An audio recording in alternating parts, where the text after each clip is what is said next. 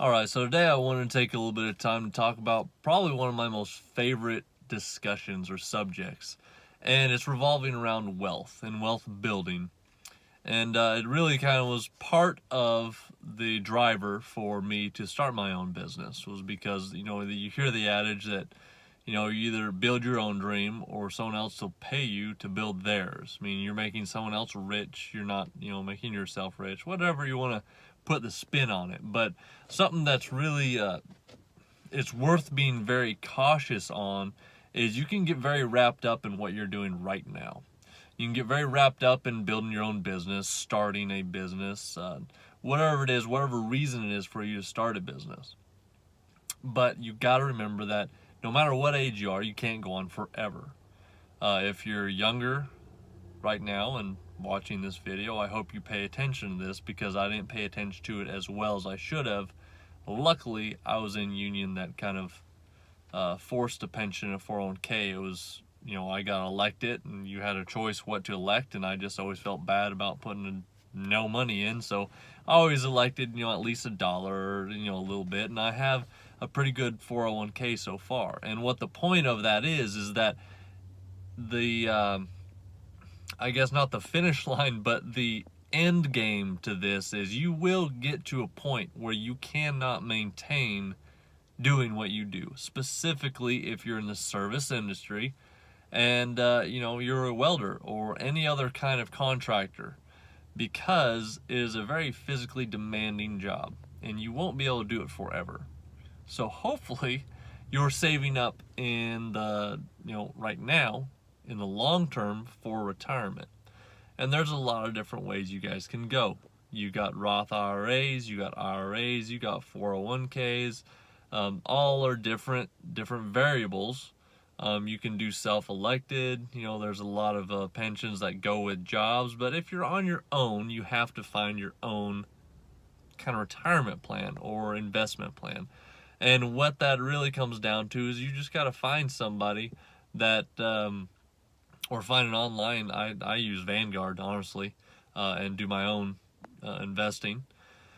But you can find a wealth manager or advisor, and they'll tell you what to do. I would just caution two things. Don't get into mutual funds too much. And the reason why is because whoever's managing those funds put in and pull out, put in and pull out, put in and pull out, because they're trying to beat the index, or like the S&P 500 or NASDAQ or whatever. They're trying to beat the market, and by doing that, they will, make as many transactions as possible.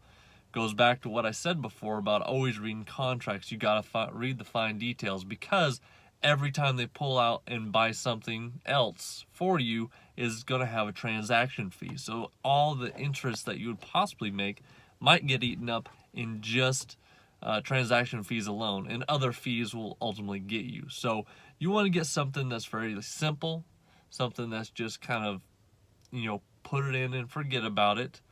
And that's really something you need to be aware about. Retirement will come. You need to be setting some aside, because the power of compound investing or compound interest is remarkable. I mean, I don't have the numbers here to show you, but if you've ever taken any time, look up compound interest. It is amazing. As much as it works to your disadvantage, if you're getting into business and you put things on credit, you start seeing that, the interest you owe keeps compounding. It's the same for when you're investing. The money that you earn interest on, then interest is earned on the interest that you earned, and then it just keeps compounding.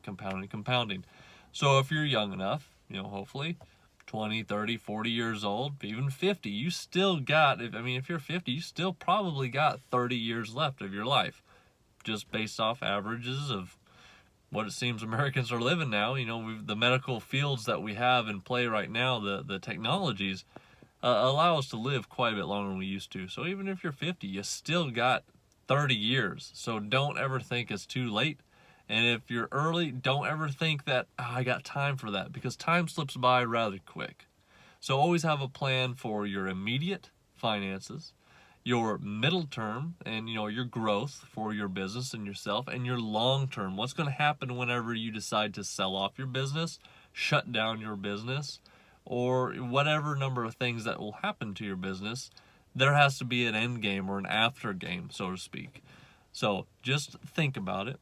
There's a bunch of different ones. There's Fidelity, there's Vanguard, there's Edward Jones, I think. There's multiple ones that you guys want to look into, so you can either invest on your own or find an advisor and they will help you. But get something set up so you're preparing for the future. And even if that is like literally $20 a month, that is $20 a month compounded over a lifetime, might add up. It really might add up to something that you'd be amazed at, that you wouldn't have any other time. I mean, $20 a month, then 40, then 60, and you just go linearly, then you gotta look at the interest made on each one.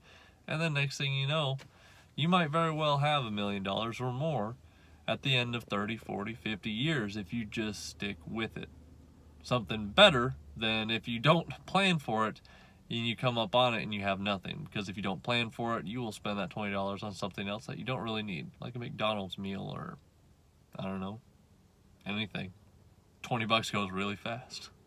Anyways, I hope you guys enjoy this discussion. It was just kind of a reminder for you, and hopefully to get you to think about it and dig into the subject a little bit more, that do be prepared for retirement and find someone to help you if you don't know.